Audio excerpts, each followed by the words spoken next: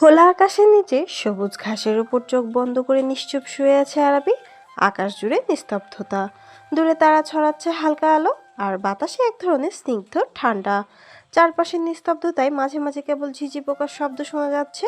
চোখ বন্ধ করতেই ভেসে উঠল সকলের সেই নির্মম দৃশ্য। সোহেলের কল পেয়ে অস্থির হয়ে ছুটে গিয়েছিল রাজীবকে নিয়ে। হন্তদন্ত হয়ে যখন তারা পৌঁছায় তখন তাদের সামনে পড়ে আছে শাকিলের রক্তাক্ত নিথর দেহ। হাত পায়ের শিরা কাটা, গলায় ধারালো ছুরির গভীর ক্ষত, আর বুকের মাঝে গেঁথে আছে ধাতব বুলেট। চোখের সামনে বন্ধুর সেই নির্দয় দৃশ্যটা আবারও ভেসে উঠতে দপ করে নিজের চোখ মেলে দেয় আরাবি। তার চোখ লালচে লালাভ বর্ণ ধারণ করেছে, কত শত রাগ পুষে রেখেছে, যা তার এই লালাভ দৃষ্টি দিয়ে যেন সব ভস্ম করে দেবে। নিজেদের একান্ত গোপন গোডাউনে বসে আছে ইনায়া। চারপাশে হালকা আলো, ধোঁয়াটে পরিবেশ, বাতাসে বারুদের মতো কিছু গন্ধ। ইনায়ার চোখে মুখে ফুটে উঠেছে সংশয় আর কঠোরতা। তার হাতে ধরা রিভলভারটা সে ধীরে ধীরে ঘুরিয়ে চলেছে আঙ্গুলের সাহায্যে, যেন এটা কোনো যন্ত্র নয়, খেলনা। তার আশেপাশে বসে আছে রাজ ও তাদের দলের বাকি কয়েকজন। ইনায়ার চোখে মুখে ফুটে উঠেছে কুটিল হাসি, যেখানে পদে পদে প্রতিপক্ষের নাকের ডগায় বসে পরপর দুটি খুন করা শেষ তার। হঠাৎ সে বলে ওঠে, খেলা তো ঠিক সেই মুহূর্ত থেকেই শুরু হয়ে গিয়েছে যখন আমার বোন মুমূর্ষ দেহ মাটিতে লুটিয়ে পড়েছিল। আর এই প্রতিশোধের ততদিনই অব্যাহত থাকবে যতদিন পর্যন্ত আরাবি নামক মানুষটার দাফন হচ্ছে। ইয়ানার কণ্ঠে দৃঢ়তা, ঠান্ডা এক নিষ্ঠুর প্রতিধ্বনি। কেউ কিছু বলছে না, সবাই নিশ্চুপ নির্বাক, কিন্তু সকলে বুঝে যায় ইনায়ের ক্ষোভ প্রতিশোধ কতটা ভয়ঙ্কর হতে পারে। বাইরে মাঝে কেটে গেছে 2 দিন। এই 2 দিনে আরাবি হন্য হয়ে ইয়ানাকে খুঁজে গেছে। শেষমেশ আজকে খবর পেয়েছে ইনায়া ব্যবসায়িক সূত্রে দেশের বাহিরে গেছে। আজকে 4 দিন ইয়ানার সাথে তার সাক্ষাৎ নেই। দমবন্ধ পরিস্থিতি তৈরি হয়েছে। একের পর এক ওয়াইনের গ্লাসে ডুবে আছে আরাবি। ইয়ানাকে না দেখা পর্যন্ত কোনো কিছুতে তার মন বসছে না। ইয়ানার আজকে দেশে ফেরার কথা, না হলে এতক্ষণে সে নিজেই তার সুইট হার্টের কাছে পৌঁছে যেত। ওয়াইনের গ্লাসে আর এক চুমুক দিতে দিতে বলল, সুইট হার্ট, বড্ড উড়ো উড়ো স্বভাব হয়েছে তোমার। খুব শীঘ্রই ডানা ছাড়তে তোমাকে আমার বক্ষ পিঞ্জরায় বন্দিনী করব। এয়ারপোর্টের গেটের সামনে বেশ কিছুক্ষণ ধরে পায়চারি করছিল তুর্যয়। উদ্বিগ্ন চোখে বারবার হাত ঘড়ি দেখছে। গ্রীষ্মের দুপুর সূর্যের তাপে তার কপালে ঘাম চিকচিক করছে, তবুও তার চোখে ফুটে উঠেছে অপেক্ষার স্পষ্ট ছাপ। ঠিক তখনই এয়ারপোর্টের ভেতর থেকে ধীরে ধীরে বেরিয়ে এলো ইনায়া। মাথার চুলগুলো হালকা এলোমেলো, এতটা পথ জার্নি করায় ক্লান্তির ছায়া সারা মুখ জুড়ে। তবুও যেন এক অপার্থিব প্রশান্তি মেখে আছে তার চোখে। ইনায়া মৃদু পায়ে হেঁটে আসছিল সামনের দিকে। ইনায়াকে এক ঝলক দেখেই দুর্জয়ের মুখে হাসি রেখে ফুটে উঠলো। সে উচ্ছ্বাসিত ভঙ্গিতে হাত নাড়িয়ে হাই জানালো। ইনায়াও চোখ তুলে তাকিয়ে এক কোমল হাসি উপহার দিল। তোমাকে তো আসতে নিষেধ করেছিলাম তুর্জয়। দুর্জয়ের সামনে দাঁড়াতে দাঁড়াতে কথাটি বলল ইনায়া। দুর্জয় মাথা চুলকাতে চুলকাতে বলল, না, মানে ইনায়া সরু চোখে তাকিয়ে বলল, না, মানে করছো কেন? আচ্ছা, তুমি কি এখানে দাঁড়িয়ে থাকবে? গাড়িতে উঠে বসো, আমরা না হয় যেতে যেতে বাকি কথা বলছি। ইনায়াও আর কিছু বলল না।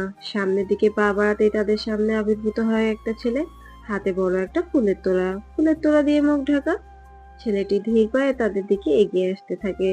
ইনায়া আর দুর্জয়ের মুখে ফুটে উঠল স্পষ্ট কৌতূহলের ছাপ। ইনায়া দুর্জয়ের চোখের দিকে তাকিয়ে ইশারা জানাতে চাইলে দুর্জয় বুঝতে পারছে না বুঝাই। সুইটহার্ট, অপ্রত্যাশিত জায়গায় অপ্রত্যাশিত মানুষ ইনায়া কখনো আশা করতে পারে নাই। আরবি ফুলের তোড়াটা সামনে থেকে সরিয়ে ইনায়ার দিকে বাড়িয়ে দিয়ে বলল, অপ্রত্যাশিত জায়গায় অপ্রত্যাশিত মানুষ ইনায়া কখনো আশা করতে পারেনি। আরবি ফুলের তোড়াটা সামনে থেকে সরিয়ে ইনায়ার দিকে বাড়িয়ে দিয়ে বলল, welcome back sweetheart. Sorry sweetheart, এই ফুলের তোড়াটার জন্য আই এম লেট বেবি। আরাবিকে দেখে ইনায়ার ঠান্ডা মাথায় যেন তপ করে আগুন জ্বলে উঠলো। ভেতরে ভেতরে আগুনের বিস্ফোরণ ঘটলো, চোখে মুখে নিঃশব্দ ঝড়। আরাবিরও একবারও ইনায়ার পাশে দাঁড়িয়ে থাকা দুর্জয়ের দিকে রাগে ও তীক্ষ্ণ চাহনি নিক্ষেপ করলো। ইনায়া আর নিজে ধরে রাখতে পারলো না। এতক্ষণে আরাবির হাতে থাকা ফুলের তোড়াটা এক ঝটকায় ছুঁড়ে দিল মাটিতে। আরাবি আর নিজেকে সামলে রাখতে পারলো না। ক্ষণিকের মধ্যে রাগে ফেটে পড়লো। রাগে হিতাহিত ভুলে এক ঝটকায় ইনায়ার হাত চেপে ধরে তাকে নিজের খুব কাছে টেনে আনলো। মাথার সঙ্গে মাথা প্রায় লেগে যাচ্ছে। তার দৃষ্টি আগুনের ফুলকির ন্যায় জ্বলছিল। কণ্ঠস্বরটা নিচু অথচ হিসিয়ে বলছিল, সুইটহার্ট, তুমি কি বেশি বেশি করছো না? আমি তোমাকে বারবার না করেছিলাম এই জোকারটা যেন তোমার আশেপাশে না থাকে। সেটা কি তুমি ভুলে গেছো? কেন আমাকে রাগাচ্ছ? ইনায়া আরবির চোখে চোখ রাখলো। এক বিন্দু ভয় বা নড়াচড়া নেই। ঠান্ডা অথচ কর্কশ কণ্ঠে সে বলল, ভুলে গেছি বলেই তো তুর্জয় আমার পাশে আর আমি তুর্জয়ের পাশে দাঁড়িয়ে আছি। আর তুমি কি যে আমাকে তোমার কথা শুনতে হবে, মেনে চলতে হবে? আমি কার সাথে থাকবো নাকি থাকবো না সেটাও কি এখন তুমি ঠিক করে দিবে? আর তোমাকে তো আমি সুইটহার্ট, তুমি ভুলে যাচ্ছ তুমি কার সাথে কথা বলছো। আর তোমার জন্য আমি কি কি করতে পারি সেটার কম বেশি ধারণা তোমার এতদিনে হয়ে গেছে। আর তুমি যদি চাও আরো ভয়ঙ্কর কিছু দেখতে, তাহলে আমি তোমাকে সেই ভয়ঙ্করের সাথে সাক্ষাৎ করাতে প্রস্তুত আছি। আরবি শেষের কথাগুলো তুর্জয়ের দিকে তাকিয়ে দাঁতে দাঁত পিষে বলল। ইনায়া প্রত্যুত্তরে বলল, আমি মোটেও ভুলে যাইনি তুমি কে আর কি কি করতে পারো। তুমি একটা খুনি, তুমি একটা আরবি ইনায়ার হাত পেছনের দিকে দিয়ে ঘুরিয়ে ধরে একবারে তার সাথে মিশিয়ে নিয়ে চোখে চোখ রেখে বলল। থামলে কেন সুইটহার্ট? বলো, বলো আমি কি? ইনায়া আরবির থেকে ছোটার জন্য জোরাজুরি করতে শুরু করলো। তুর্জয় এগিয়ে এসে কিছু বলতে যাবে, আরবি অগ্নিঝরা দৃষ্টি নিক্ষেপ করে ঝাঁঝালো কণ্ঠে বলল, ভুল করেও আর এক পা সামনে আগাবি না, তাহলে এক্ষুনি ইনায়ার লিপে কিস করে বসবো। সিরিয়াস মুহূর্তে আরবির মুখে বেফাঁস কথা শুনে ইয়ানা নিজেকে ছাড়ানোর চেষ্টা না করে আরবির মুখের দিকে বিস্ময় চোখে কিং কিং কর্তব্য বিমূঢ় হয়ে তাকিয়ে আছে। আর অন্যদিকে তুর্জয় ভেতরে ভেতরে ফুঁসছে। আরবি এবার ইনায়ার দিকে তাকিয়ে দুষ্টুমি স্বরে বলল, আই নো সুইটহার্ট, আমি দেখতে হ্যান্ডসাম, হট। তাই বলে তুমি আমাকে মাঝে রাস্তায় এভাবে চোখ দিয়ে কিলে খেতে পারো না। আমার তো লজ্জা শরম বলতে কিছু আছে। আরাবির মুখে এমন লাগামহীন অপ্রাসঙ্গিক কথা শুনে ইনায়ার যেন কাশি উঠে গেল। আর দুর্জয় নিজের রাগ ভুলে আরাবির দিকে তাজ্জব বনে তাকালো। ইনায়া এবার নিজের রাগ কন্ট্রোল করে বলল, তোমাকে তো আমি ফেলতে চাও সুইটহার্ট? নাকি বাই এনি চান্স আমি কিস করার কথা বলেছি বলে এখন তোমারও কি আমাকে কিস করতে মন চাই? সম্পূর্ণ কথা শেষ করার আগেই ইনায়া হাত দিয়ে আরাবির মুখ চেপে ধরে বলল, অসভ্য, লুচ্চা, লাগামহীন, তোমাকে তো আমি খুন করব, খুন। আর একবার যদি এমন উল্টাপাল্টা কথা বলেছ তো কথাটা বলে আরাবিকে নিজের থেকে সজোরে ধাক্কা দিয়ে সরিয়ে সামনের দিকে পা বাড়ালো ইনায়া। আর যেতে যেতে পিছনে ঘুরে তাকিয়ে বলল, মাথায় রেখো তোমাকে আমি খুন করব। আর আমার সামনে নেক্সট টাইম ভুলেও তোমার ওভার স্মার্টনেস দেখাতে আসবা না। ইনায়ার কথা শুনে আরাবি মুচকি হাসলো। তারপর তুর্জয়ের দিকে তাকিয়ে বলল, পিপিলিকার পাখা ওরে মরিবার তরে। বাঁচতে চাইলে ইনায়ার থেকে দূরে থাকবি, না হলে কোনোদিনও দেখবি তোর দেহ আছে কিন্তু দেহের ভেতর আত্মাটাই নেই। কথাগুলো বলে আর এক মুহূর্ত দেরি করলো না। আরাবি চোখে সানগ্লাস পড়তে পড়তে সেখান থেকে বেরিয়ে গেল। আর তুর্জয় আরাবির যাওয়ার পরে ক্ষিপ্ত দৃষ্টিতে তাকিয়ে বলল, ছাদের রেলিং ধরে উদাস চোখে দাঁড়িয়ে আছে রাহা। হাওয়ার ঝাপটায় তার চুল উঠছে, কিন্তু মন যেন ঠিকঠাক ঠাঁই পাচ্ছে না কোথাও। সেদিন হঠাৎ দেখা হওয়ার সাথে ছেলেটার সাথে আর দেখা হয়নি তার। অথচ অদ্ভুতভাবে সেই একবারের পরিচয় যেন তার সবকিছু ওলটপালট করে দিয়েছে। রাহা জানে না ছেলেটার নাম কি, কিন্তু নিজের মতো করে ছেলেটার একটা নাম রেখে দিয়েছে, ফাজিল ছেলে। কারণটা একেবারে স্পষ্ট। সেই হঠাৎ পরিচয় হওয়া ছেলেটা তার শান্তি, ঘুম, চিন্তা ভাবনা সব কেড়ে নিয়েছে। দিনরাত মাথার মধ্যে কেবল সেই একটাই মুখ ঘুরপাক খায়, কথায় কথায় জ্বালায়, ভাবনায় এসে জড়িয়ে ধরে। কোনো নিয়ম, কোনো অনুমতি ছাড়াই মনের ভেতরে এমন ভাবে জায়গা করে নিয়েছে যেন চুরি করে ঢুকে পড়েছে তার মনের একেবারে হৃদয়ের গভীরে। এই 4-5 দিনের মধ্যেই রাহা বুঝে গেছে ফাজিল ছেলে শুধু তার চিন্তা ভাবনায় দখল করেনি, মস্তিষ্ককে তার নিয়ন্ত্রণ করে ফেলেছে। মনটাকেও একরকম চুরি করে নিয়েছে। রাহা এবার তার ভাবনার জগৎ থেকে বের হয়ে আসলো। তারপর দীর্ঘ এক শ্বাস ফেলে আকাশের পানে মুখ করে বলল, ফাজিল ছেলে, তোমার সাথে কি আমার আর সাক্ষাৎ হবে না? রাহা কিয়ৎক্ষণ চুপ থেকে আবার বলল, আচ্ছা ফাজিল ছেলে, আমি যেভাবে তোমার ভাবনায় বিভোর থাকি, তুমিও কি তেমন আমাকে নিয়ে ভাবো, নাকি তুমি আমাকে ভুলেই গেছো? রাহা, রাহা, এই রাহা। রাহার ভাবনার মধ্যে নিজের নাম হকবাণী শুনে নিজের ভাবনা থেকে বেরিয়ে প্রত্যুত্তরে বলল। আছি আম্মু। বাসায় প্রবেশ করে দপ করে সোফায় গা এলিয়ে দিল ইয়ানা। বড্ড ক্লান্ত লাগছে তার। এমনি কাজের জন্য এই কয়দিন বেশ ধকল গেছে তার।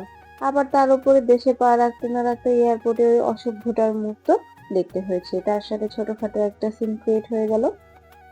এটা ভেবে বুক চিরে এক হতাশার শ্বাস বের হয়ে আসলো ইয়ানার। সোফায় হেলান দিয়ে নেত্র পল্লব গুলো বন্ধ করতে কারো উপস্থিতি টের পেতেই আবার চক্ষুদয় গুলো খুলে নিল। ইনানকে শরবতের গ্লাস হাতে নিয়ে দাঁড়িয়ে থাকতে দেখে ইয়ানার চোখে মুখে ফুটে উঠল প্রশান্তির এক হাসি। হাত বাড়িয়ে গ্লাসটা নিয়ে ঢকঢক করে এক নিমেষে সম্পূর্ণ শরবতটা শেষ করে গ্লাসটা আবার ইনানের হাতে দিয়ে দিতে দিতে বলল, তুই বুঝলি কেমনে যে এখন আমার এটা দরকার ছিল? ইনান মৃদু হেসে বলল, আগে দেখতাম তুমি বাহির থেকে আসলেই মিতু আপু তোমার জন্য ঠান্ডা পানি দিয়ে লেবুর শরবত করে দিত। এখন তো আপু নেই, আর তুমিও তো ব্যবসার কাজ সামলিয়ে আমার দিকে খেয়াল রাখো, কিন্তু নিজের দিকে তোমার খেয়াল রাখার সময় হয় না। মিতু আপু বেঁচে থাকলে চিন্তা ছিল না, আপু তো সবার দিকে খেয়াল রাখতো। এখন তো সে আর নেই, তাই তোমার খেয়ালটাও আমাকেই রাখতে হবে। কথাগুলো বলতে বলতে ইনানের গলা যেন ধরে আসছিল। ইনানের মনের অবস্থাও করুন, কিন্তু ইনানকে বুঝতে না দিয়ে উঠে গিয়ে ইনানকে জড়িয়ে ধরে বলল, বাহ, আমার ভাইটা দেখি বড় হয়ে গেছে, এখন দেখি আমার খেয়ালও রাখতে শিখে গেছে। যাক, আমার তাহলে নিজেকে নিয়ে চিন্তা একটু কমলো। ইনানও বোনকে শক্ত করে জড়িয়ে ধরে নিঃশব্দে চোখের পানি ফেলতে থাকলো। কাকডাকা ভোরে বাড়ির দারোয়ানের সঙ্গে এক আগন্তুকের জোরদার তর্ক বেঁধে যায়। বারবার অনুরোধেও কাজ না হওয়ায় দারোয়ান অবশেষে একের পর এক কল দিতে থাকে আসাদ খানকে। ঘুমের মাঝে এতবার কল দেওয়ায় বিরক্ত হয়ে আসাদ খান ফোন রিসিভ করতেই ওপাশ থেকে চিৎকার চেঁচামেচির আওয়াজ ভেসে আসে। চেঁচামেচির কারণে উপায়ন্তর না পেয়ে উঠে বেলকনিতে যান আসাদ খান, কিন্তু যতই চোখ মেলান আগন্তুকের মুখ কিছুতে স্পষ্ট দেখতে পান না। শেষমেশ ঘুমকে বিদায় জানিয়ে রাগ চেপে সদর দরজা পেরিয়ে মূল ফটকের সামনে এসে রুক্ষ গলায় বললেন, সাত সকালে কি শুরু করছো এইসব?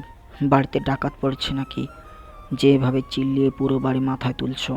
দারোয়ান হাল ছেড়ে উত্তর দেয়। আসাদ খান কিছুটা বিরক্ত স্বরে বলল, দেখি তো কোন মহারাজ জ্ঞানী গুণী সাত সকালে অন্যের বাড়ির সামনে এসে ঝামেলা করছে। গেট খোলো।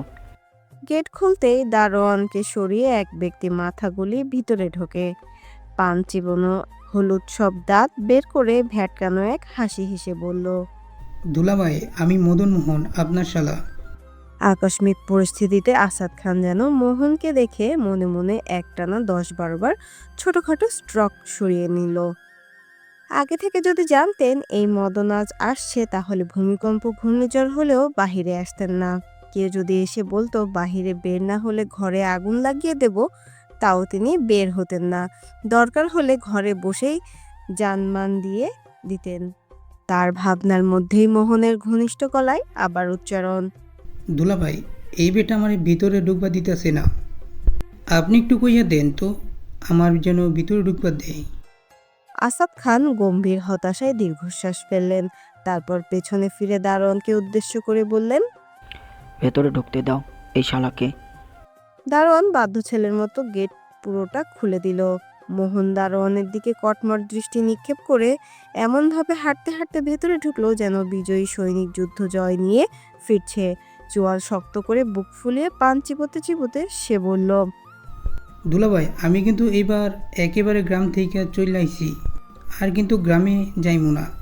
ভাবছি আপনার লগে থাকমু, আপনার সব কাজ দেখমু, আপনার লগে বৈশা সেই জমাতে হইব, খাইমু ঘুরমু, নাইট সেট করমু, নাই পুরা জিঙ্গালালা।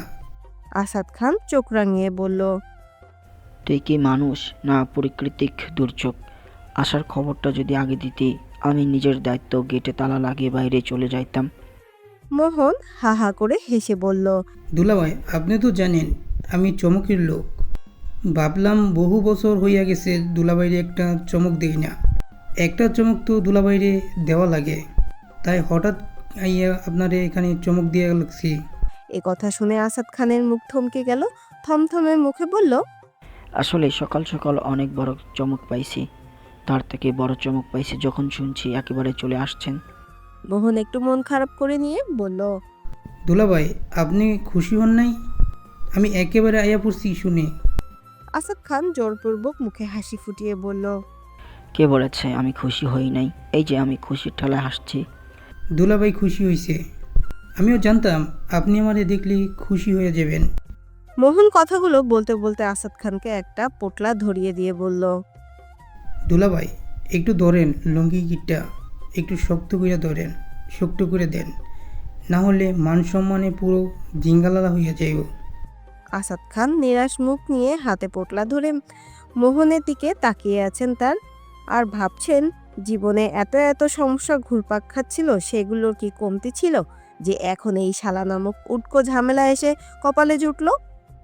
হাতের পোটলা নিতে নিতে মোহন বলল, দেন দুলাভাই, আমার হইয়া গেছে। তোরে না কতবার বলেছি কোথাও গেলে প্যান্ট পরবি, এসব লুঙ্গি পরে যাবি না।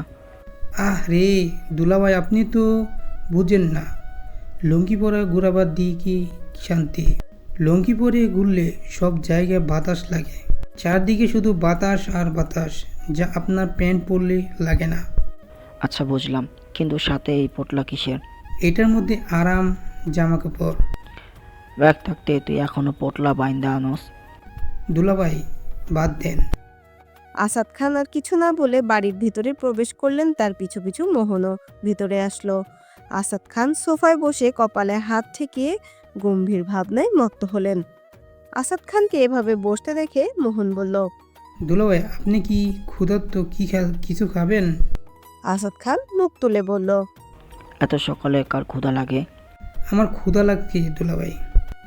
এতক্ষণ ধরে আমার মাথা খাওয়ার পরেও তোর ক্ষুধা লাগে কেমনে? লুঙ্গির মধ্যে পকেট লাগায় আবার কে? আপনার শালা মদন মোহন লুঙ্গির মধ্যে পকেটে লাগায় দুলাভাই। আমি তো ভুলে গিয়েছিলাম ওর কার্যকলাপের জন্যই ওর নামে শুরুতে মদন যুক্ত হয়ে মদন মোহন হয়েছে। দুলাভাই আপনি কি বিস্কুট খাবেন? ইচ্ছা করছে বিস্কুট না তোকে চিবিয়ে খাই। চিন্তা ভাবনা সব ঝেড়ে ফেলে গাম্ভীর্য ধরে বললেন, অনেক দূর থেকে আসছেন আপনি, চান এবার আপনার রুমে গিয়ে ফ্রেশ হয়ে আমাকে উদ্ধার করেন। কথাগুলো বলে আর এক মুহূর্তের জন্য নিচে অবস্থান করলো না, বড় বড় কদম ফেরে ওপরে চলে গেলেন। পিছন থেকে মোহন দুলাভাই বলে বার কয়েক ডেকেছে, কিন্তু আসাদ খান না শোনার ভান করে চলে গেছেন। মোহন তার রুমে যেতে যেতে বলল, দুলাভাইয়ের বয়স হয়েছে, সেই জন্য মনে হয়েছে কানে কম শুনে। তাকে মদন মোহনের টুটকা দিতে হবে, তাহলে কানে ক্লিয়ার শুনতে পাবে। ডাইনিং টেবিলে বসে নাস্তা করছে হামিদ শেখ, তার পাশের চেয়ারে এসে বসলো দুর্জয়। হামিদ শেখ খেতে খেতে বলল, তোমার গন্তব্যের কতটুকু পর্যন্ত পৌঁছাতে পেরেছো? দুর্জয় খেতে খেতে বলল। বেশি দূর না বাবা। হামিদ শেখ ছেলের কাছে এমন কথা আশা করে নাই, তাই রাগান্বিত হয়ে বলল, এতদিন ধরে কি তুমি বাল ফালছো, যে কাজের কাজ কিছু করতে পারছো না? বাবার এমন আচরণে দুর্জয় কিছুটা ক্ষুণ্ণ হলো, প্রত্যুত্তরে বলল, আপনার মতো তো আর হুজুগে বাঙালি না আমি। সব কিছু করতে সময় লাগবে, চাইলে তো আর সব কিছু হয় না, এতে হিতে বিপরীত হয়। আমাকে তোমার এত জ্ঞান দিতে হবে না, যা বলেছি তা দ্রুত করলেই হবে। দুর্জয় হামিদ শেখের চেয়ে কণ্ঠ দ্বিগুণ তেজ নিয়ে বলল, আমার কাজ আমার মতো করে করতে দাও বাবা, আমি সেখানে তোমার হস্তক্ষেপ চাচ্ছি না। কথাগুলো বলে খাবার রেখে চেয়ার ছেড়ে বেরিয়ে পড়লো দুর্জয়। কিছুটা দূরে ড্রাইভ করে চলে আসছে, মন এখনো শান্ত হচ্ছে না। গাড়ির স্টিয়ারিং এর সজোরে একটা বাড়ি দিল, তারপর পকেট থেকে ফোন বের করে ইনায়ার হাস্যোজ্জ্বল মুখের ছবিতে বার করে চুমু খেলো। তারপর ছবিটির দিকে তাকিয়ে আনমনে বলল, মুগ্ধময়ী তুমি, আমার দুঃস্বপ্নের বাসা বাঁধা এক মায়াবী মনোহরণী, যার তির্যক চাহনিতে আমি যেন বেঁচে থেকেও বারংবার মরি। অফিসে নিজের কেবিনে একা বসে গম্ভীর মুখে ফাইলগুলো পর্যবেক্ষণ করছিল ইনায়া। তার মনোযোগে বিঘ্ন ঘটিয়ে কর্কশ শব্দে ফোন বেজে উঠল। ইনায়া ঘাড় ঘুরিয়ে ফোনের দিকে তাকাতেই দেখলো ফোনের স্ক্রিনে কাঙ্ক্ষিত নম্বরটি ভেসে উঠেছে। ইনায়া ফাইলটা বন্ধ করে নিঃশব্দে টেবিলে রাখলো। এরপর ফোনটা হাতে নিয়ে ধীর পায়ে এগিয়ে গেল কেবিনের পাশে দাঁড়িয়ে পড়ল কাঁচ ঘেরা দেয়ালের সামনে। চারিদিকে জুড়ে স্বচ্ছ কাঁচ, যার বাইরে ছড়িয়ে থাকা শহরের দৃশ্যটা যেন চোখের সামনে এক জীবন্ত ক্যাম্পাস। আশেপাশে রয়েছে উঁচু উঁচু বিল্ডিং, ছুটে চলা গাড়ি আর একরাশ অদ্ভুত কোলাহল। ইনায়া কল রিসিভ করার আগেই কেটে যায়। পুনরায় রিং হতেই ইনায়া কল রিসিভ করতেই ওপাশ থেকে ভেসে আসে। ম্যাম, তরতাজা টাটকা একটা নিউজ আছে। ইনায়া ভ্রু কুঁচকে বলল, কি নিউজ? ম্যাম, খানরা ড্রাগস সাপ্লাই করবে, তাও আবার এক জাহাজ যা সেন্ট মার্টিন হয়ে আসবে। ইনায়ার চোখে মুখে ফুটে উঠল শয়তানি হাসি। ফোনের ওপাশ থেকে আবার ভেসে আসলো। হ্যালো হ্যালো ম্যাম, শুনছেন? ইনায়া তার ভাবনা থেকে বের হয়ে বলল, আমাকে সব আপডেট দিবে রাজ, আর কি করতে হবে তা আমি তোমাকে পরে জানিয়ে দিব। ইনায়া কল কেটে তার চেয়ারে এসে পায়ের উপর পা তুলে বসে ঘর কাঁপিয়ে হেসে উঠল। তারপর বলল, তোমাদের মতন পাপীদের আর তোমাদের গড়া পাপের সাম্রাজ্য দুটোকে আমি ধ্বংস করে দেব মিস্টার আফনান আরাবি খান, শুধু তুমি দেখতে থাকো। সকালের আলো ফুটে ওঠার আগেই একটি জরুরি ফোন কল পেয়ে আরাবি ঘুম থেকে উঠে ছুটে এসেছে গোডাউনে। খবর এসেছে সেন্ট মার্টিন হয়ে একটি জাহাজ ভর্তি ড্রাগস আসছে। দীর্ঘদিন বাইরে বাবা ছেলের ইচ্ছা ছিল এই পথে নামা, তবে পুরনো শহরের উপর দখলদারিত্ব না থাকায় এতদিন সেই ইচ্ছাই নিজ হাতে নেওয়া হয়নি। তাছাড়াও পুলিশ প্রশাসনের চোখে ধুলো দেওয়া কিংবা তাদের ম্যানেজ করা এত সহজ ছিল না আগে। কিন্তু সময় বদলেছে। এখন পুরো শহর জুড়ে আরাবির রাজত্ব, আর আইন প্রশাসনের অধিকাংশই যেন এখন তার হাতের মুঠোয় থাকে। কিন্তু এই ব্যবসায় হাত দেওয়ার আগে যদি তার ভাই আর বন্ধু খুন হতো, তাহলে এই অনৈতিক ব্যবসায় হাত পড়ে দিত। কিন্তু ঝামেলা বেঁধে গেছে। এখন তার শত্রু যদি এখানে কোনোভাবে হামলা চালায়, তাহলে তার কোটি কোটি টাকার চুনা লেগে যাবে। পরিস্থিতি নিয়ন্ত্রণে থাকলে এই চালান নিয়ে আজ কোনো চিন্তাই করতে হতো না। কিন্তু এখন চিত্রটা ভিন্ন। হঠাৎ করে শুরু হয়ে গেছে এক রক্তাক্ত অধ্যায়। শত্রুপক্ষ সুযোগ খুঁজছে। এমন সময় যদি তারা কোনোভাবে আক্রমণ করে বসে, তাহলে আরাবির কোটি কোটি টাকার স্বপ্ন মুহূর্তে ধূলিসাৎ হয়ে যেতে পারে। গালের ওপর হাত রেখে এক দৃষ্টিতে সামনে তাকিয়ে আরাবি হারিয়ে যায় অগণিত কল্পনায়। শহরের অন্ধকার রাজনীতির বুকে দাঁড়িয়ে সে আজ এক নির্দয় সুপরিকল্পিত অপরাধ জগতের সম্রাট। তাকে এখন ভেবে চিন্তায় পদক্ষেপ নিতে হবে। তা না হলে তার একটা ভুল সিদ্ধান্ত, ভুল পদক্ষেপে হয়তো ভেঙে যায় তার গড়ে তোলা অপরাধ জগতের এই রাজপ্রাসাদ। সকাল গলিয়ে দুপুর প্রায়। সূর্য যেন আকাশের মধ্যভাগে অবস্থান করছে, যার ফলে প্রখর তাপ ছড়াচ্ছে মাথার উপর। শহরের নামকরা আলিশান রেস্তোরাঁয় বসে আছে দুর্জয়। বারবার ঘড়ি দেখছে আর অধীরাগ্রহে কারো জন্য অপেক্ষা করছে। মিনিট পাঁচেকের মধ্যে প্রবেশ করলো ইনায়া। ইনায়াকে দেখেই দুর্জয়ের মুখে কিঞ্চিত হাসি ফুটে উঠল। ইনায়া বসতে বসতে দুর্জয়ের উদ্দেশ্যে বলল, হঠাৎ জরুরি তলব যে, কিছু কি হয়েছে? দুর্জয় মৃদু হাসলো। কিছু বলতে যাবে তার আগেই ওয়েটার এসে সামনে দাঁড়াতেই দুর্জয় ইনায়ার দিকে মেনু কার্ডটা বাড়িয়ে দিয়ে বলল, আগে কি খাবে সেটা অর্ডার করো, বাকি কথা পরে বলছি। ইনায়া মেনু কার্ডটা দেখে কিছু খাবার অর্ডার করে দিল। দুর্জয়ও। ওয়েটার চলে যেতেই ইনায়া আবার ব্যতিব্যস্ত হয়ে শুধালো, এবার বলো, এত জরুরিভাবে কেন ডেকেছো? সবকিছু ঠিকঠাক আছে তো? দুর্জয় কথা ঘুরিয়ে বলল, আগে বলো তোমার শরীর কেমন, সব ঠিকঠাক আছে তো? ইনায়া সরু দৃষ্টি নিক্ষেপ করলো, তারপর বলল, কথা না ঘুরিয়ে বলো তো কি হয়েছে? তাদের কথোপকথনের মাঝেই ওয়েটার একে একে সব খাবার টেবিলে রেখে দিল। দুর্জয় খাবারের দিকে ইশারা করে বলল, খাওয়ার পর না হয় সব বলছি, এখন আর কোনো কথা না, আগে খাওয়া, তারপর না হয় শোনো কি বলার জন্য তোমাকে এখানে ডেকেছি। ইনায়াও আর কথা বাড়ালো না। এমনিতেও তার অনেক ক্ষুধা লেগেছিল, তাই খাওয়ার মনোযোগী হলো। খাওয়া শেষ হতেই দুর্জয় মিহি কণ্ঠে ইনায়ার নাম ধরে ডাকলো, ইনায়া, আমি তোমাকে একটা কথা বেশ কিছুদিন ধরে বলতে চাচ্ছি, কিন্তু আমার সাহসে কুলাচ্ছে না। ইনায়া তার চোখের চাহনির মাধ্যমে তুর্জয়কে আশ্বস্ত করলো, সাথে নির্ভয়ে বলতে বলল। তুর্জয় আমতা আমতা করে বলল, Inaya, do you marry me? আকস্মিক বিয়ের কথায় ইনায়া যেন বড়সড় একটা ঝটকা খেলো, নিজের কানকে যেন বিশ্বাস হচ্ছিল না। তাই ইনায়া তুর্জয়ের উদ্দেশ্যে বলল। কি বললে তুমি? তুর্জয় এবার সরাসরি বলল। দেখো ইনায়া, আমি অনসব ছেলেদের মতো ঘুরিয়ে পেঁচিয়ে কথা বলতে পারি না। কিভাবে মেয়েদের প্রপোজ করতে হয় সেই সম্পর্কেও আমার তেমন কোনো ধারণা নেই। কিন্তু আমি তোমাকে ভালোবেসে ফেলেছি। কখন কিভাবে সেটা আমি জানি না, কিন্তু তুমি আমার প্রতিটা ভাবনায় থাকো, আমার মস্তিষ্কে মিশে গেছো। তুমি কি আমাকে বিয়ে করবে? তুর্জয় থামলো।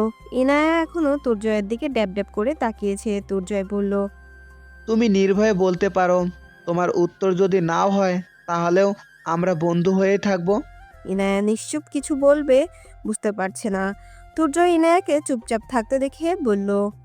তুমি আজকের দিনটা ভেবে আমাকে কালকে জানাই দিও তোমার সিদ্ধান্তের কথা। আশা করি হ্যাঁ হবে। ভারী ও গম্ভীর কণ্ঠের তির্যক বানিয়ে সে কর্ণকুহরে যেন ধাক্কা খেলো। ইনায়া আর তুর্জয় দুজনেই পিছনে তাকিয়ে দেখলো আরাবি দাঁড়িয়েছে, দু হাত পকেটে গুজে আয়েসি ভঙ্গিতে। চোখে মুখে ফুটে উঠেছে স্পষ্ট গাম্ভীর্যতা। পকেটে হাত রাখা অবস্থায় কয়েক কদম হেঁটে তাদের সামনে গিয়ে তুর্জয়ের দিকে তাকিয়ে বলল। ইনায়ার উত্তর নাই হবে রে সার্কাসের জোকার। আরাবির প্রত্যুত্তরে তুর্জয় বলল। প্রশ্নটা আমি ইনায়াকে করেছি, আর ভাবার জন্য ইনায়াকে সময় দিয়েছি। তুই কেন এখানে কথা বলছিস? তুই তোর কাজে যা। আমি তো আমার কাজই এখানে করতে এসেছি। কত বড় সাহস তোর এই আরবের জান পাখি থেকে হাত বাড়াস তুই? আবে শালা, শুনে রাখ, ইনায়া তোকে বিয়ে করবে না, তাই ওর পিছু ছেড়ে দিয়ে ভালো হয়ে যা। এমন সার্কাসের জোকারগিরি আর কতদিন করবি? তুর্জয় কিছু বলতে যাবে তার আগে বাজখাই গলায় ইনায়া বলল। বিয়ে করব? তুর্জয়, আমি তোমাকে বিয়ে করব? তুর্জয়ের চোখে মুখে ফুটে উঠল হাসির ঝলক, কিন্তু সেখানে উপস্থিত থাকা আরেকজনের চোখে মুখে ফুটে উঠল স্পষ্ট রাগের ছাপ। হাতগুলো মুষ্টিবদ্ধ করে ফেলল। ইনায়ার হাত ধরে এক টান দিয়ে নিজের সাথে মিশিয়ে নিল আরাবি। তারপর হিসিয়ে বলল। সুইট হার্ট, ভুলেও আমার ধৈর্যের পরীক্ষা নিও না। ইনায়া মিহি কণ্ঠে আরাবিকে বলল। কি করবে শুনি? আরাবি ইনায়ার হাত আরো শক্ত করে চেপে ধরে আগের ন্যায় বলল। সুইট হার্ট, আমি ব্যতীত তুমি অন্য কারো হলে আমি পুরো দুনিয়া ধ্বংস করে দেব। ইনায়া উচ্চ শব্দে হেসে উঠল, মনে হলো কোনো হাসির জোকস শুনেছে সে। তুর্জয় আরাবির সাথে ইনায়ার এত ঘনিষ্ঠভাবে দাঁড়িয়ে থাকা সহ্য করতে না পেরে ইনায়ার আরেক হাত ধরে টানতে যাবে, তখনই আরাবি তার আরেক হাত দিয়ে তুর্জয়ের হাত ধরে ফেলে। আরাবির চোখ দুটো স্থির, অথচ তাতে লুকিয়ে থাকা আগুন যেন এক ঝলকেই ভস্ম করে দিবে তুর্জয়কে। আরাবির চাহনি দেখে তুর্জয়ের আর সাহস হলো না ইনায়ার হাত ধরার। ইনায়া আরাবির হাত থেকে ছাড়া পাওয়ার জন্য মোচড়ামুচড়ি করছে। হাতের বাঁধন একটু আলগা হতেই ইনায়া আরাবিকে ধাক্কা দিয়ে দূরে সরে যায়। তারপর আরাবির উদ্দেশ্যে বলল। তোমার মতন মানুষের হাত থেকে রেহাই পাওয়ার জন্য হলেও আমি বিয়েটা করব, আর খুব শীঘ্রই করব। আরবি ইনায়ার উদ্দেশ্যে ইনায়ার প্রত্যুত্তরে কিছু বলল না, শান্ত চাহনি নিক্ষেপ করলো। তারপর সোজা ঘুরে বের হয়ে যাবে, ঠিক তখনই পেছন থেকে ভেসে আসলো। কিরে, তোর হাওয়া ফুস হয়ে গেল? সব কিছু মেনে নিয়ে কিছু না বলে পালিয়ে যাচ্ছিস কেন? আরবির পদাচারণ আপনা আপনি থেমে গেল। বাঁকা হেসে বলল। আমি কথার থেকে কাজে বিশ্বাসী, আর সিংহ কখনো পালায় না, ঝোপ বুঝে কোপ বসায়, মানে সুযোগ বুঝে শিকার করে। আশা করি বুঝাইতে পারছি। কথাগুলো বলে আর এক মুহূর্ত দেরি করে না আরবি সেখান থেকে বের হয়ে আসে। তুর্জয় ইনায়াকে বলে, চলো, তোমাকে বাড়িতে ছেড়ে আসছি। ইনায়াও আর একটু শব্দ না করে তুর্জয়ের পিছন পিছন বের হয়ে আসে।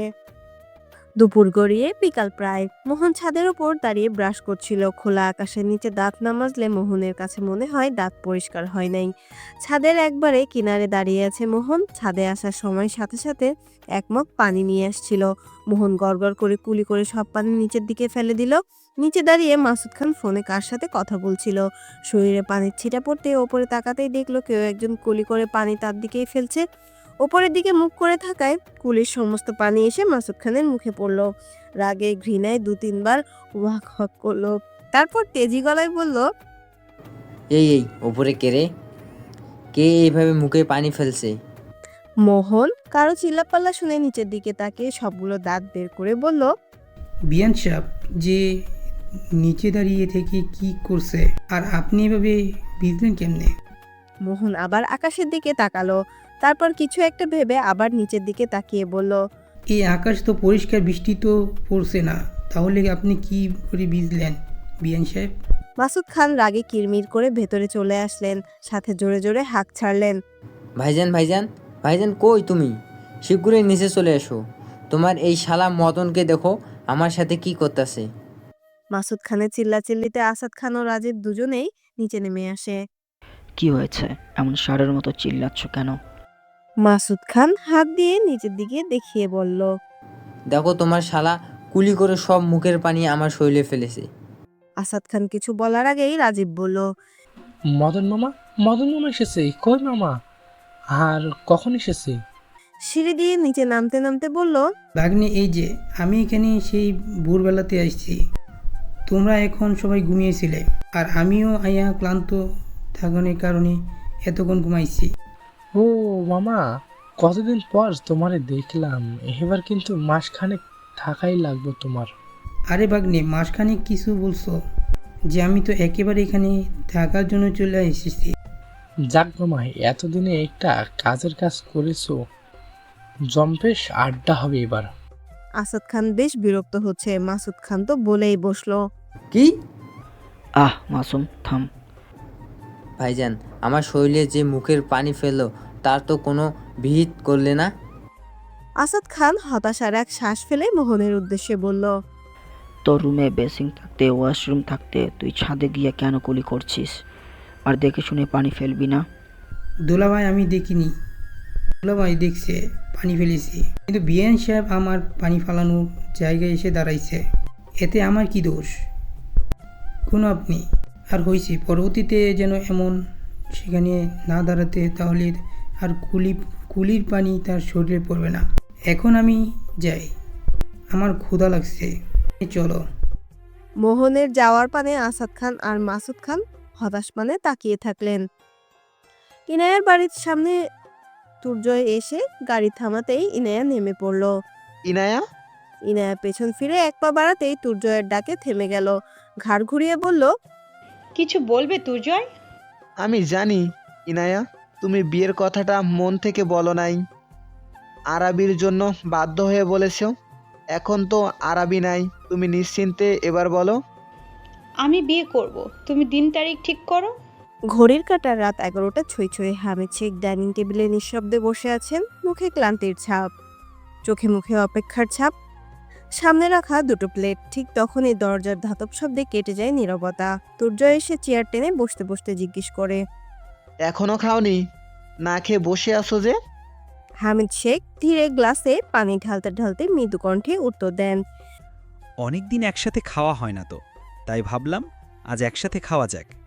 তুর্জয় ভ্রু কুঁচকে তাকিয়ে বলল, আজ সকালেই তো আমরা একসাথে নাস্তা করলাম, ভুলে গেছো? হামিদ শেখ এক মুহূর্ত থমকে যান। ছেলের কথায় সামান্য থতমত খেয়ে গেলেও নিজেকে সামলে নেন। তারপর কণ্ঠে একটুখানি অনুশোচনায় সুর টেনে বলল, বয়স হচ্ছে তো, সব ভুলে যাচ্ছি, কোনো কিছুই মনে থাকে না এখন। তুর্জয় মৃদু হাসলো, তারপর সুর কেটে বলল, সব ভুলে যাও, কিন্তু কয়েক বছর আগের করা কাজগুলো, যেগুলো এখন অসম্পূর্ণ, যেগুলো মানুষকে ঠকাতে বা ক্ষতি করতে পারে, সেগুলো মনে ঠিকই থেকে যায়। আর সকালে যে একসাথে বসে নাস্তা করেছি, সেটা ভুলে গেছো? দুর্জয়! হামিদ শেখের কণ্ঠে কঠিন কিছু বলার চেষ্টা, কিন্তু তুর্জয় তা থামিয়ে দিয়ে দৃঢ় কণ্ঠে বলল, বাবা, তুমি গলাবাজি করলেই সত্যি মিথ্যা বদলে যাবে না। হামিদ শেখ চুপ করে যান। একটা গম্ভীর স্তব্ধতা ভর করে ডাইনিং রুমে। এরপর তুর্জয় দীর্ঘ একটা শ্বাস ফেলে শান্ত গলায় বলে, বাবা, আমি বিয়ে করতে চাই। আচমকা ছেলের মুখে এমন কথা শুনে হামিদ শেখ চমকে উঠলেন, চোখে মুখে বিস্ময় ছড়িয়ে পড়ল। কাকে বিয়ে করতে চাও? হামিদ শেখের কণ্ঠে একরাশ শঙ্কা। তুর্য স্পষ্ট স্বরে উত্তর দেয়। ইনায়াকে? এই নাম শোনা মাত্রই হামিদ শেখ বসা থেকে উঠে দাঁড়ান, কণ্ঠে জ্বালা, চোখে রোষ। অসম্ভব। তুর্জয় নত কণ্ঠে জিজ্ঞেস করে। কেন অসম্ভব? হামিদ শেখ দাঁতে দাঁত চেপে বলেন। তুমি বোধহয় সব ভুলে গেছো। তুর্জয়ের চোখে দৃঢ়তা, কণ্ঠ শান্ত অথচ অটল দৃঢ়তা নিয়ে সে বলল। আমি কিছুই ভুলিনি, সব মনে রেখেই এই সিদ্ধান্ত নিয়েছি, কারণ এছাড়া তোমার কার্য হাসিলের আর কোনো রাস্তা নেই বাবা। হামিদ শেখ ধমক দিয়ে জিজ্ঞাসা করেন। তুমি কি করতে চাও তুর্জয়? তা তুমি আমার উপর ছেড়ে দাও বাবা। তুর্জয়ের কণ্ঠে প্রখর আত্মবিশ্বাস। হামিদ শেখ ছেলের উদ্দেশ্যে কঠিন স্বরে বলেন। আমি শুধু চাই যা আমার প্রয়োজন তা যেন আমি পাই। তুর্জয় ঠান্ডা গলায় উত্তর দেয়। পেয়ে যাবে। এই কথাটা বলেই সে এক মুহূর্তও দাঁড়ায় না, নির্ভীক ভঙ্গিতে উঠে যায় ডাইনিং টেবিল থেকে। হাতের কিছু জরুরি কাজ সেরে বাড়ি ফিরতে ফিরতে প্রায় মধ্যরাত হয়ে গেছে আরাবির। সারাদিনের ক্লান্তি জমে থাকা শরীর নিয়ে কাবার্ড থেকে টাওয়েলটা বের করে সোজা ওয়াশরুমে ঢুকে পড়ল সে। দীর্ঘ সময় ধরে শাওয়ার শেষ করে যখন বাইরে বেরিয়ে এলো, শরীরটা যেন কিছুটা হালকা লাগতে শুরু করলো। টাওয়েল দিয়ে চুল মুছতে মুছতে সে গিয়ে দাঁড়ালো ব্যালকনিতে। হালকা ঠান্ডা শীতল বাতাস তার শরীর ছুঁয়ে যাচ্ছিল, ধীরে ধীরে একটা অদ্ভুত প্রশান্তি এনে দিচ্ছিল মনে। চুলগুলো মুছতে মুছতেই তার মন ডুবে যেতে লাগলো এক গম্ভীর রহস্যের জালে। আজকে তানিম আর শাকিলের খুনের পেছনে কে বা কারা জড়িত, সেই রহস্যের খোঁজ নিতে গিয়েই তো এত দেরি হয়ে গেছে তার বাসর ফিরতে। কে এই সিক্রেট ব্ল্যাক মাফিয়া, আর তার সঙ্গে বা কিসের শত্রুতা? কেনই বা তার ভাই আর বন্ধুকে খুন করলো? আকাশ পাতাল ভাবনা ভাবছে আরাবি। এখন পর্যন্ত কেউ নাকি সেই ব্ল্যাক মাফিয়াকে নিজের চোখে দেখেনি, শুধু তার নামটাই যেন আতঙ্ক ছড়ালো জন্য যথেষ্ট। আন্ডারগ্রাউন্ডের যত খারাপ কাজ হয় সবকিছুতেই বাধা হয়ে দাঁড়ায় এই একটি ছায়ামূর্তির নাম সিক্রেট ব্ল্যাক মাফিয়া। ভাবনার জগতে ভেসে থাকা আরাবির হঠাৎ সম্বিত ফেরে যখন বেলকনির আলো হঠাৎ জ্বলে ওঠে। চমকে উঠে সে পেছনে ফিরে তাকায়। এত রাতে তার রুমে কে এলো? চোখে পড়ে পরিচিত এক চেহারা। উৎসুক ভঙ্গিতে এগিয়ে গিয়ে সে জড়িয়ে ধরে বলে। আরে মোহন মামা, কখন এসেছো? মোহনও ভাগ্নেকে আপন মনে জড়িয়ে ধরে হাসি মুখে বলে। আসছি তো ভোরবেলায়, কিন্তু তোর সাক্ষাৎ পাওয়া তো এখন মুশকিল হয়ে গেছে। সারাদিন কইটাই করে ঘুরে বেড়াস। আরাবি একটু কুণ্ঠিত ভঙ্গিতে মাথা চুলকে বলে। মানে কিছু কাজ ছিল মামা। মোহন হালকা গলায় তিরস্কার করে বলল। খারাপি ছাড়া তো তোর আর কোনো কাজ কাম দেখি না। আরাবি হেসে ফেলল। মামাকে ছেড়ে রুমের দিকে হাঁটতে হাঁটতে বলল। আমার কথা বাদ দাও, তোমার কথা বলো। এবার কতদিনের জন্য আসছো? মোহন হেসে বলল। কতদিন আবার কি, একেবারে থাকানোর লাইগাই আইছি। আরাবি স্বস্তির হাসি দিয়ে বলল। যাক, কাজের কাজ করেছো মামা। মোহন স্নেহ ভরা চোখে আরাবির মুখের দিকে তাকিয়ে বলল। আহারে আমার বাচ্চাটা, সারাদিন মনে হয় কিছু মুখে তুলে নাই, মুখে একেবারে শুকনো হয়ে গেছে। তুই চুপচাপ বস, আমি খাবার নিয়ে আসছি। আজকে তোকে নিজের হাতে আমি খাওয়াইয়া দিব। আরাবি আর কোনো বিরক্ত করলো না। এই মুহূর্তে মামা স্নেহটা শুধু অনুভব করতে চেষ্টা করছে। মোহন খাবার আনতে নিচে নেমেছে। পুরো হল রুমে অন্ধকারে ঢাকা, কেবল করিডোরের হালকা আলো এসে ছায়া ফেলে দিয়েছে ঘরের কোণে কোণে। হঠাৎ কোনো এক কোথা থেকে যেন টুকটাক শব্দ ভেসে আসছে। কান খাড়া করে দাঁড়িয়ে রইল মোহন। আল্লাহ, দুলাভাই বাড়িতে চুর ঢুকে। চোর মনে হয় জানে না কার বাড়িতে চুরি করতে আসছে। আজ এই চোরের একদিন তো মদনের 10 দিন, টুকু মদনের 10 দিন। মোহন নিজের মনে হিসাব নিকাশ করছে।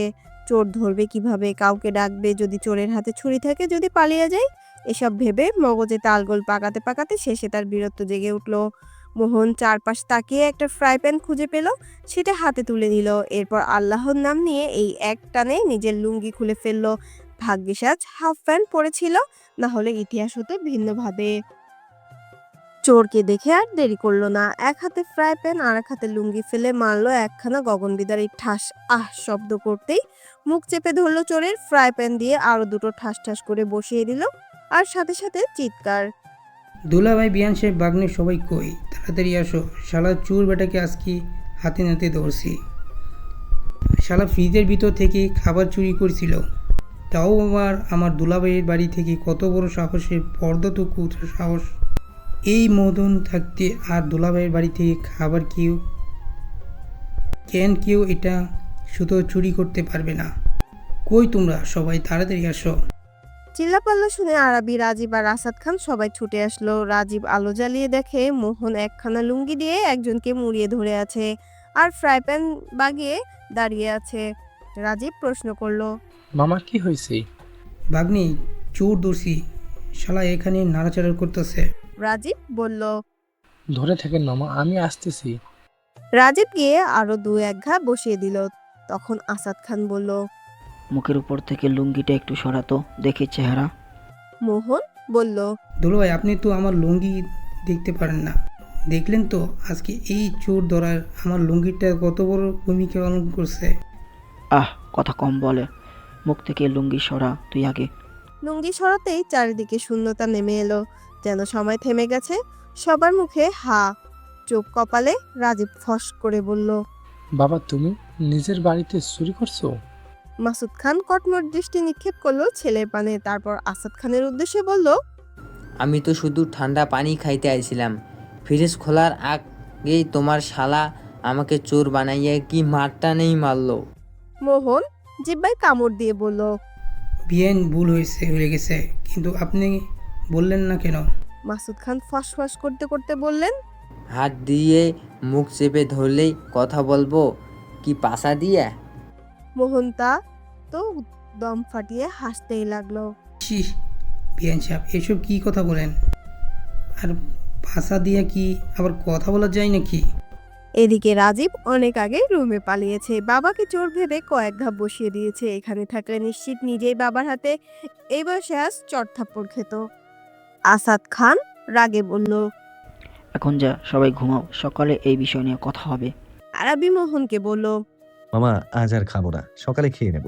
সবাই চলে গেল। মোহন লুঙ্গি পরে গিট শক্ত করতে করতে বলল, বিয়েন সাহেব আসেন, মলম লাগাই দেই। মাসুদ খান রাগে দুঃখে আর এক মুহূর্তও দাঁড়ালো না, নিজের ঘরে গিয়ে জোরে শব্দ করে দরজা লাগিয়ে বলল। মোহন আবার নিজের মতো বলতে লাগলো, যাক বাবা, চোর ধরতে চাইলাম, নায়ক কিন্তু সবাই আমার বানায় দিল, পাঠায় না ভিলেন। যাই হোক মদন মোহন, অনেক রাত হয়ে গেছে, তারপর আজকে তোর উপর অনেক দখল গেছে, এবার তুই আরামসে সুন্দর একটা ঘুম কর। রাজ, তুমি শিওর তো আজকে রাতের মধ্যেই জাহাজটি সেন্ট মার্টিনে ঢুকবে? জি ম্যাম, এটা একবারে পাক্কা খবর। তাহলে শোনো, ভোরের আলো ফুটার আগে আমি ঢাকা থেকে সেন্ট মার্টিনের উদ্দেশ্যে বের হয়ে যাব। মধ্যরাতের মধ্যে জাহাজটি সাগরের মধ্যমধ্যে হওয়া অবস্থায় করবে, আর সেই সময় আমরা স্পিড বোটের সাহায্যে জাহাজের মধ্যে অবস্থান নেব। কিন্তু ম্যাম, ইনায়া ভ্রু কুচকে রাতে রাজের উদ্দেশ্যে বলল, কিন্তু কি? ম্যাম আবহাওয়া সুবিধার না, স্পিড বোর্ডে গেলে আপনার জীবনের ঝুঁকি থাকতে পারে।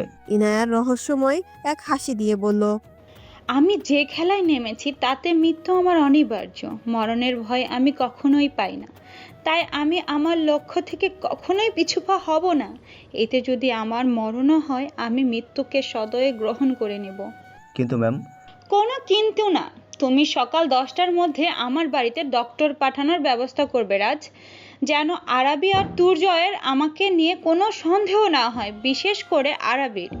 সবাই ভাববে আমি বাসায় অসুস্থ অবস্থায় আছি, আর এদিকে আমি আরাবিকে ধ্বংস করার মধ্যম চালবো।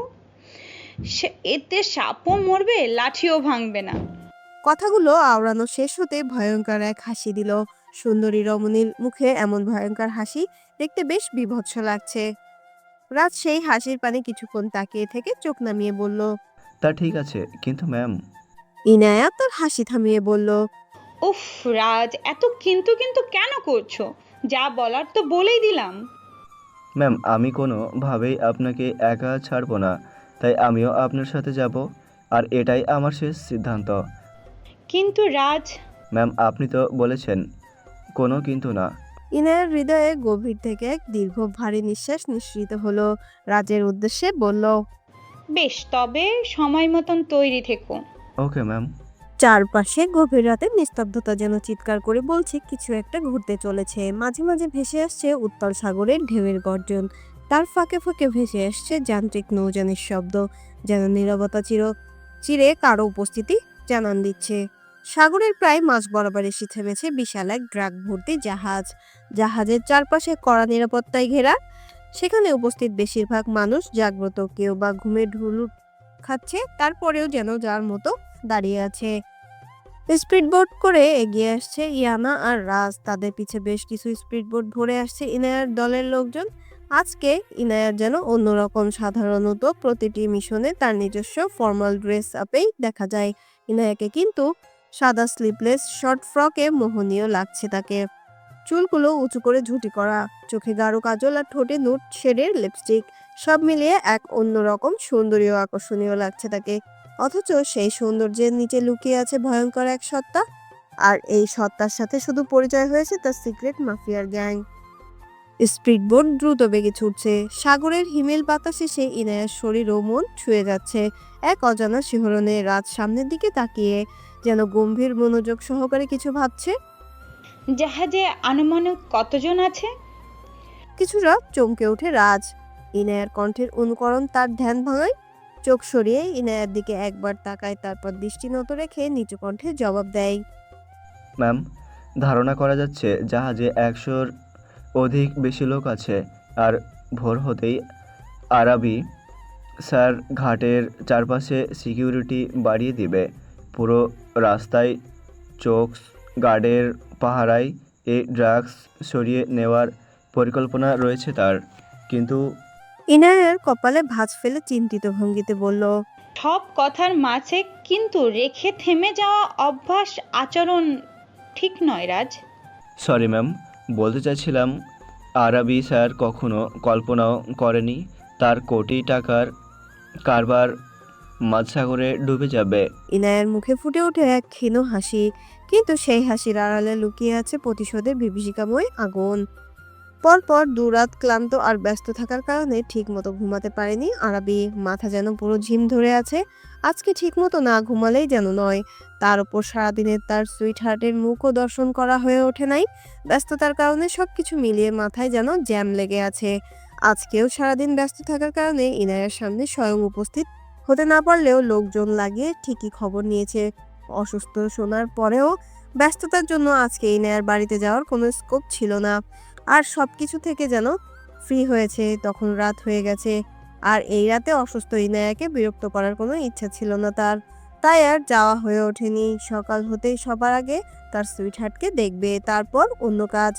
কারণ কালকে কোটি টাকা ড্রাগস শহরে ঢুকবে, আর সেখানে একটু গড়বড় হলে তার কোটি টাকা শেষ। তাই সম্পূর্ণ সময়টা সেখানে দিতে হবে। আর এই কাজটা কমপ্লিট হলেই দুর্জয় শালাকে দেখে নিবে, তার কলিজাকে বিয়ে করতে চাওয়ার শখ জন্মের মতো ঘুচিয়ে দিবে। আরবি যেন আর বেশি কিছু ভাবতে পারছে না। ক্লান্ত থাকার কারণে অটোমেটিক ঘুমে বারবার তার চোখ লেগে আসছে। জাহাজের কাছে পৌঁছাতেই কোনো দ্বিধা না করে এক লাফে স্পিডবোট থেকে জাহাজের ডেকে উঠে পড়ে ইনায়া, রাজসহ দলের বাকি লোকেরা।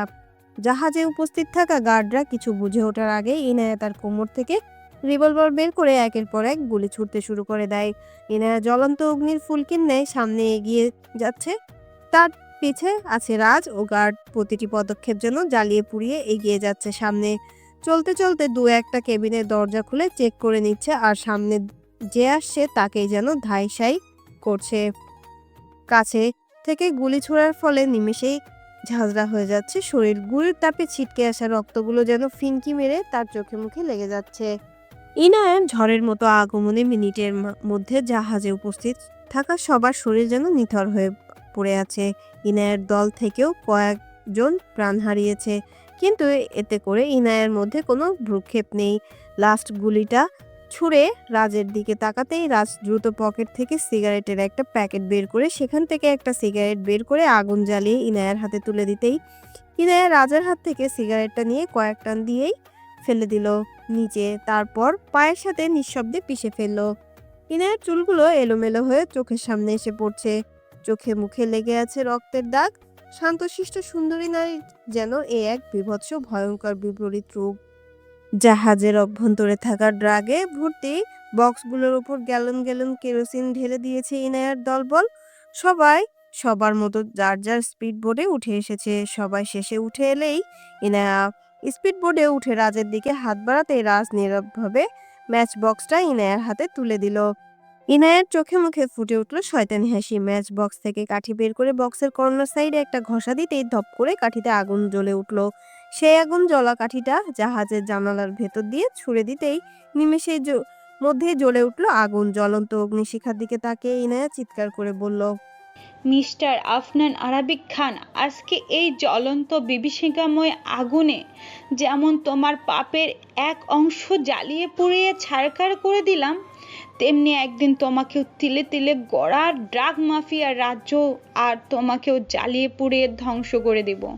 উত্তাল সাগরের বুকে রাতের নিস্তব্ধতা যেন থমকে গেছে, আর সেই নীরবতায় ইয়ানার বলা কথাগুলো যেন বারবার প্রতিধ্বনিত হয়ে ফিরে আসছে।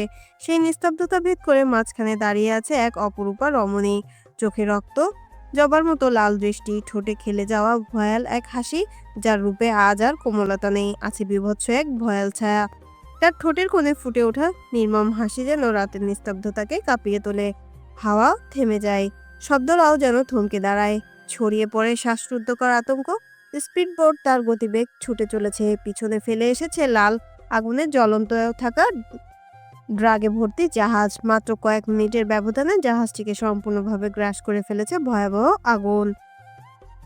নিশুতি রাত, ঘড়ির কাঁটা 3টার ঘরে এসে টিকটিক শব্দ তুলে তার জানান দিল।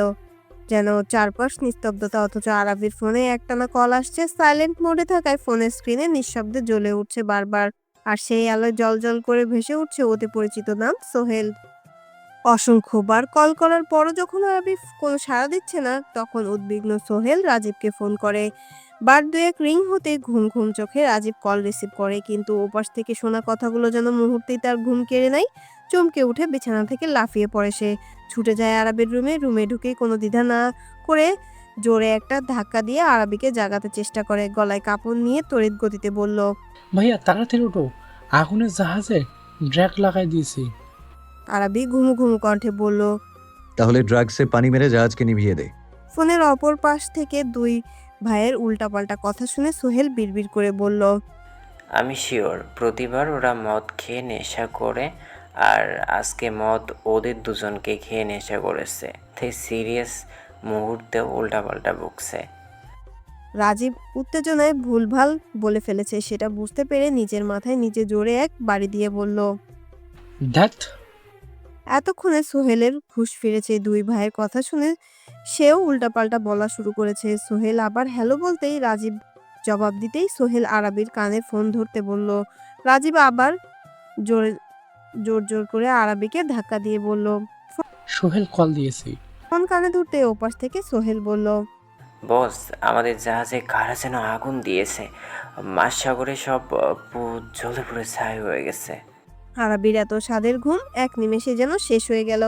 শোয়া থেকে ধপ করে উঠে কিছুক্ষণ বসে থাকলো, তারপর দ্রুত রাজীবকে নিয়ে টেকনাফের উদ্দেশ্যে বের হয়ে গেল। সেন্ট মার্টিন থেকে এসে টেকনাফের এক নামি দামি হোটেলে কিছুক্ষণ রেস্ট নিয়ে ফ্রেশ হয়ে সেই রাতেই ঢাকার উদ্দেশ্যে বেরিয়ে পড়লো ইয়ানা। যত দ্রুত সম্ভব তার বাড়ি ফিরতে হবে। সকালের কোমল স্নিগ্ধতা কাটিয়ে সূর্য যেন ক্রমেই প্রখর হয়ে উঠেছে। সময় আনুমানিক সকাল 11টা। ভ্যাপসা গরমে অতিষ্ঠিত হয়ে আছে পরিবেশ। সূর্যের তীব্র উত্তাপে গরমে যেন শরীর ভিজে উঠেছে ঘামে। আরাবির টেকনাফে পৌঁছতে বেশ বেলা হয়ে গেছে। এমনিতে কোটি টাকার লোকসান, তার উপর ভ্যাপসা গরম, সবকিছু মিলে নাজেহাল এক অবস্থা। টেকনাফ ঘাটে অবস্থান করছে অর্ধ পড়ে যাওয়া জাহাজ। আরাবি জাহাজের মাথায় দু হাত ভাঁজ করে সামনের দিকে দাঁড়িয়ে আছে। দৃষ্টি তার বহু দূরে, তার পেছনেই দাঁড়িয়ে আছে রাজীব থমথমে মুখ করে। বস।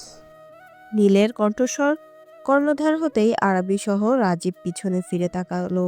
আরাবি নীলের দিকে তাকাতেই নীল ব্যথিত ভঙ্গিতে শুধালো, কোনো কিছুই আর অবশিষ্ট নাই, সব কিছু পুড়ে ছাই হয়ে গেছে। আমাদের 100 জনের উপর লোকজন ছিল, তারা কেউ জীবিত নাই। সঠিক সময় ফায়ার সার্ভিস আসার কারণে আমাদের তাদের অর্ধ পুড়ে যাওয়া লাশ পাওয়া গেছে, তা না হলে তাদের অস্তিত্ব খুঁজে পাওয়া যেত না, ড্রাগসগুলোর মতো ছাই হয়ে যেত। কিন্তু এতে করেও কোনো সুবিধা হয় নাই, সবাই এত বাজেভাবে পুড়ে গেছে যে সঠিকভাবে কাউকে চিহ্নিত করা যাচ্ছে না। নীলের কথাগুলো বলেই সেখানেই দাঁড়িয়ে আছে আরবি প্রত্যুত্তরে কি বলে তা জানার জন্য, কিন্তু উপস্থিত নীল আর রাজীবকে হতাশ করে সে কিছুই বলল না। রাজীব হতাশার এক শ্বাস ফেলল। বড় আব্বু আর আব্বু জানতে পারলে হয়তো স্টক করবে। এত বড় একটা অনার্থ ঘটে গেল। আরবি বেশ কিছুক্ষণ নীরবতায় মগ্ন থেকে তারপর মুখ খুলল। যে কয়জন জাহাজে ছিল তাদের পরিবারকে একটা বিগ অ্যামাউন্টের ক্ষতিপূরণ দিয়ে দাও। আর টেকনাফের ঘাটের আশেপাশে যে কয়টা সিসি ক্যামেরা লাগানো আছে 10 মিনিটের মধ্যে আমি সবগুলোর ফুটেজ দেখতে চাই। আরবির আদেশ পেতেই নীল সেখান থেকে দ্রুত প্রস্থান করে। রাজীব আরবির দিকে তাকিয়ে বলল, বা ভাইয়া, তোমার কি আইডিয়া? সিসিটিভির ফুটেজ দেখলেই তো আমরা পেয়ে যাবো কে এমন কাজ করেছে। আরবি গম্ভীর কণ্ঠে বলল, দেখি না কি হয়। 5 মিনিটের মধ্যেই নীল তার ব্যবস্থা করে দিল। টেকনাফ ঘাটে সিসিটিভির কন্ট্রোল রুমে চোখ রাখলো আরবি। বড় স্ক্রিনে ভেসে উঠেছে একে একে সকল দৃশ্য, রাস্তা থেকে শুরু করে ঘাটের প্রতিটি দিকের ফুটেজ। আরবি বার দুয়েক ফুটেজগুলো চেক করেও কিছু খুঁজে পাচ্ছে না। বারবার মনে হচ্ছে কিছু তো একটা গোলমেল আছে। 3বারের বার ভালো করে খেয়াল করলো মাঝে বেশ কয়েকটা সম্পূর্ণ রোড সাইড থেকে শুরু করে ঘাট অব্দি একসাথে সিসি ক্যামেরা অফ ছিল, তাও আনুমানিক সন্ধ্যা হতে ভোর 4-5টা অবধি। আর যার ফলে কোনো ফুটেজ সংরক্ষণে নেই। রাগে সেখানকার এক ডেস্কে জোরে সোরে একটা লাথি মারল। শেষ ভরসাটুকু শেষ হয়ে গেল। যে এই কাজটা করেছে সে খুব নিখুঁতভাবে করেছে, কোনো প্রমাণ ছিটেফোঁটাও রাখে যায় নাই। এখন কি হবে ভাইয়া? চিন্তিত কণ্ঠে রাজীব আরবিকে প্রশ্ন করলো। আরবি কোনো উত্তর না দিয়ে কন্ট্রোল রুম থেকে বের হয়ে সোজা নিজের গাড়িতে গিয়ে বসলো। শার্টের প্রথম 3টা বোতাম খুলে দিল, সাথে এসির পাওয়ারটাও বাড়িয়ে দিল। সিটের সাথে হেলান দিয়ে চোখ বন্ধ করে হয়তো কিছু একটা ভাবছে। প্রখর রোদ্দুরে ঝলসে ওঠা দুপুর। মিনিট 20 আগে ইনায়া বাড়ি ফিরেছে। বাড়িতেই সেই নরম তুলতুলে বিছানায় সবার আগে ইনায়া তার ক্লান্ত শরীরটাকে এলিয়ে দিয়েছে। বেশ কিছুক্ষণ গড়াগড়ি করে আর মোড়া ভেঙে ধীরে ধীরে বিছানা ছাড়লো। তার হাবভাবে ফুটিয়ে তুলছে সে একদিন ধরা অসুস্থ অবস্থায় বিছানায় শয্যাশায়ী ছিল, আর সেই অসুস্থতার সাথে যুদ্ধ করে মাত্র বিছানা থেকে উঠেছে। তবে ইয়ানার চলাফেরা এমন এক দৃঢ়তা রয়েছে যেন দীর্ঘ অসুস্থতায় ক্লান্তি এখনো শরীর থেকে নামেনি। কিন্তু তার চোখে মুখে জমে থাকা বিধ্বস্ততা, নিস্তেজতা সে যা গভীরভাবে ফুটিয়ে তুলেছে, দূর থেকে কেউ দেখলে মনে করবে ইনায়া আসলে অসুস্থ। ঢিলা ঢালা টি শার্ট আর প্লাজো পরা চুলগুলো এলোমেলো যেন পাখির বাসা হয়ে আছে। যে কেউ দেখলে মনে করবে বেশ কিছুদিন ধরে হয়তো চুলের যত্ন নেওয়া হয় না। সেই অবস্থায় ব্যালকনিতে গিয়ে দাঁড়ালো, বাজ পাখির ন্যায় তীক্ষ্ণ চাহনি ফেলে আশেপাশের পরিবেশটা ভালো করে পরখ করে নিল। রোদের যেমন প্রখর তাপ, তেমনি আশেপাশের বাতাসের কোনো ছিঁড়ে ফোটাও নাই। কিছুক্ষণ হলো মাত্র ব্যালকনিতে এসে দাঁড়িয়েছে, তাতেই যেন ঘেমে ঘুম নিয়ে একাকার হয়ে গেছে। আরো 2 মিনিট 2-এর মতো দাঁড়িয়ে থেকে রুমের ভেতর চলে আসলো। আপু, ইনানের কণ্ঠস্বর শুনতেই দরজার সামনে দৃষ্টি আবদ্ধ করে ভেতরে আসতে বলল। ইনান নিঃশব্দে ভেতরে প্রবেশ করলো। সবকিছু ঠিকঠাক আপু? মিটিং কেমন হলো? ইনায়া ইনানের দিকে তাকিয়ে মৃদু হেসে বলল, পুরোই ফার্স্ট ক্লাস। এমন মিটিং খুব কমই করা হয়, কিন্তু এবার মিটিংটা ছিল অসাধারণ। ফ্রেশ হয়ে এসো, একসাথে লাঞ্চ করি। অনেকদিন হলো একসাথে খাওয়া হয় না। ঠিক আছে। ইনান চলে গিয়েও আবার ফিরে এসে বলল, গতকালকে ডক্টর এসে আমাকে চেক আপ করে গেল কেন? আমি তো পুরোই ফিট আছি। আমি তো সারাদিন ব্যস্ত থাকি, তোকে তো ঠিক মতন সময়ও দিতে পারি না। আবার রাতে জেগে পড়াশোনা করিস, তাই ডক্টর দিয়ে একবার চেক আপ করিয়ে নিলাম। ইনান আর প্রত্যুত্তরে কিছু বলল না, কারণ জানে বলেও লাভ হবে না। আসাদ খান আর মাসুদ খান চিন্তিত ভঙ্গিতে বসে আছে। সকাল থেকে লাগাতার আরবি ও রাজীবকে কল করা হয়েছে, কিন্তু কেউ কল তোলেনি। নীলকে কল দিয়েও তেমন কোনো খবর পায় নাই। সেখানে কোনো গোলমাল হলো নাকি তাও বুঝতে পারছে না। মোহন দূর থেকে বসে দেখছে আর বোঝার চেষ্টা করছে। আসাদ খান আর মাসুদ খান মুখ গোমরা করে চিন্তিত ভঙ্গিতে বসে কেন। একদিকে তার দুলাভাই আর একদিকে বিআই সাহেব, দুজনেই এমন মুখ করে আছে যেন পৃথিবীর সব চিন্তা একসাথে তাদের মাথায় ঢুকে ঢুকে বসে আছে। মোহন চোখ সরিয়ে নিতে পারছে না। আপন লোকদের এমন উদ্বিগ্ন মুখ দেখা তার সহ্য হচ্ছে না। মনটা অদ্ভুত খচখচ করছে। কিছু একটা করতে হবে, যেই ভাবা সেই কাজ। মোহন মাসুদ খানের সামনে গিয়ে বলল, দুলাভাই চা খাবেন? চা খাইলে একটু ভাল লাগবো, কিন্তু কমবো। আসাদ খান মোহনের দিকে তাকিয়ে বলল, চা খাইতে পারলে তো একটু ভালোই লাগতো, কিন্তু এই অসময়ে চা বানাবে কে? মিনু তো আজকে আসে নাই। আরে দুলাভাই, আমি থাকতে আপনার এত চিন্তা কিসে? আপনি শুধু বসেন 2 মিনিট, আমি 5 মিনিটের মধ্যে চা বানাই আনছি। আসাদ খান বিড়বিড় করে বলল, তুই আছিস বলেই আমার আরও যত চিন্তা। দুলাভাই কিছু বলবেন? না তো, আমি আর কই কি বলবো।